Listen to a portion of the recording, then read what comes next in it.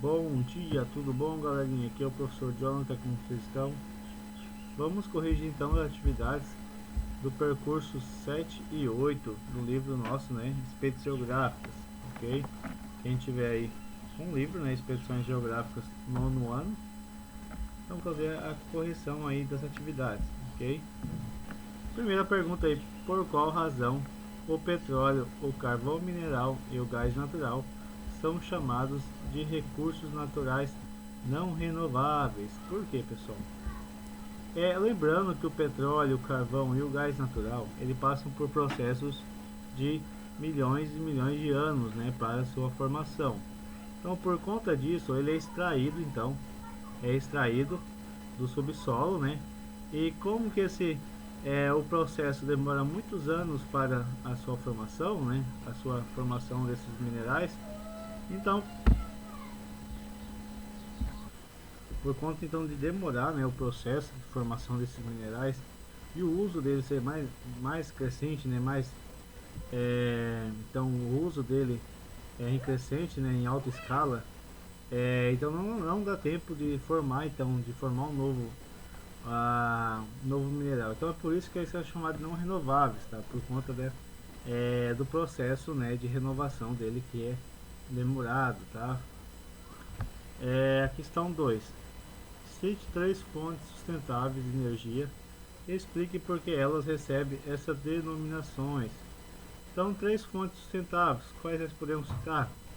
Podemos citar a eólica, energia eólica. Por que a energia eólica pode ser chamada de sustentável? Por conta, né, que utiliza aí a força do vento para sua geração. Então, tem uma energia infinita, né, pessoal? Ok? A segunda é a energia solar. Usa então a luz solar. Então, é a luz de graça aí, né, pessoal? Gratuito para sua geração de energia. Então, não precisa é, você é, extrair minerais, né, para sua geração de energias, ok? Tem outra também, a energia marimotriz, né, que usa as forças das águas do mar, né, para sua geração. Então, são essas três aí, vamos dizer assim, fontes sustentáveis, tá? São exemplos aí de fontes sustentáveis. A questão 3: apesar da energia elétrica produzida por fonte hidráulica ser considerada energia elétrica, ela causa impactos socioambientais. Aponte algum deles. Então, quais são alguns desses pontos negativos, né, da energia hidrelétrica, tá? Das hidrelétricas. Primeiramente, para sua formação, tem que criar lagos. Então, você vai inundar diversas áreas, né? Vai ter então a expulsão da população ribeirinha, tá? Desvio do curso dos rios, tem alteração do habitat natural. Então ali onde existia inúmeros espécies de animais que vão ter que ser retirados, então vai criar um desequilíbrio. Então outras questões, existem várias questões aí negativas, tá? Da geração de energia hidroelétrica, ok? Questão 4: atualmente observa-se que o consumo de energia do mundo é bastante desigual. Explique essa desigualdade. Por que o consumo, pessoal? Por que o consumo em alguns países vai ser desigual? Isso vai equiparar, pessoal. Isso vai depender, né, do seu nível de desenvolvimento econômico. Então, países mais desenvolvidos ou países emergentes, né, que tem uma indústria avançada aí já em crescimento, vai utilizar então mais fontes de energias para o seu país. Já países mais pobres, que nem países subdesenvolvidos, países mais pobres, principalmente países africanos ou alguns países da América Latina, então vai ter menos uso, né, de energia por conta aí da sua questão econômica, tá?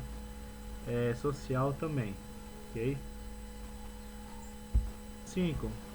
Existe vantagem comercial resultante de investimentos em P&D, pesquisa, né? Existe, pessoal. Quais são as vantagens? Quanto maior o grau de investimento, pessoal, em pesquisas, então vai ter uma geração de novas tecnologias, né? Novas tendências. Então vai começar a surgir ali, vai englobar várias áreas, né, da sociedade, ok?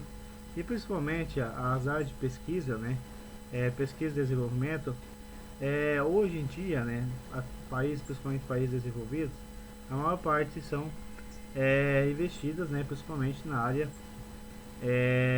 privada, tá? Setor privado, ok? Um exemplo mais atualmente, podemos citar aí a questão do coronavírus, né? Então, a maior parte das vacinas que foram criadas, né, no mundo hoje, você pode observar que as principais, né, são de empresas privadas, tá? Aqueles países que tentam controlar, vamos dizer assim, controlar o seu investimento, geralmente não der tanto resultado, tá? Vocês podem observar aí no mundo aí. Podemos citar aí alguns países, vamos dizer que o Estado, né, investe mais, seria a China e a Índia, tá? Mas o restante dos outros países não tiver tanto desenvolvimento assim na área de vacinas, principalmente aí da vacina do coronavírus, tá, pessoal? Questão 6. Aponte a diferença entre os conceitos de recurso natural e matéria-prima. Então, qual que seria essa diferença, tá, pessoal? Então, o recurso natural é recurso existente na terra, tá, pessoal? Então, o recurso natural é aquele recurso que está ali em natural na terra, tá? Principalmente ali bauxita, madeira, ok? Então, seria essas os recursos naturais. Já a matéria-prima são aquelas criadas, tá? A partir, né? A partir então da industrialização, vamos dizer assim, dos recursos naturais, ok? Como minério de ferro, entre outros, né? Podemos dar o exemplo ali, o aço, né? Então são alguns exemplos aí de matérias-primas, tá? Madeira, tipo, alguns tipos de madeiras compensadas são matérias-primas a partir de árvores, né? Então são exemplos aí de matérias-primas. Questão 7. No mapa a seguir estão representados os países detentores das mais importantes reservas, né, conhecidas, recursos minerais de base, ou seja, aqueles dos quais são obtidas matérias-primas essenciais para o desenvolvimento econômico. Então, carvão mineral, petróleo, bauxita, antimônio, entre outros, né? Então, o país detentor das mais importantes reservas conhecidas de recursos minerais. Então, podemos observar ali que o Brasil, né, está ali entre 4 a 5 ali de importância, né, pessoal? Então, a questão A. Aponte o país que é detentor do maior número de reservas conhecidas de recursos minerais de bases. Então, o maior, pessoal, é a Rússia, né, como nós podemos observar lá na página 34, é Rússia. Tá no tom marrom, então a Rússia vai ser o maior detentor de mineral do mundo, tá? Possui 13 do total de 18, ok? B. E o Brasil em qual grupo está incluído? Então o Brasil está entre 4 a 5, né, de recursos minerais de base ou essenciais. Então está entre 4 a 5, né, principais minérios aí do mundo. Enquanto os Estados Unidos, o Canadá e a Austrália, então, são países que possuem entre 6 a 10% de reservas conhecidas de recursos minerais de base para suprir as necessidades de suas indústrias. Então, os Estados Unidos está entre 6, né, 6 a 10. 8. Interprete os gráficos e faça o que se pede. Então,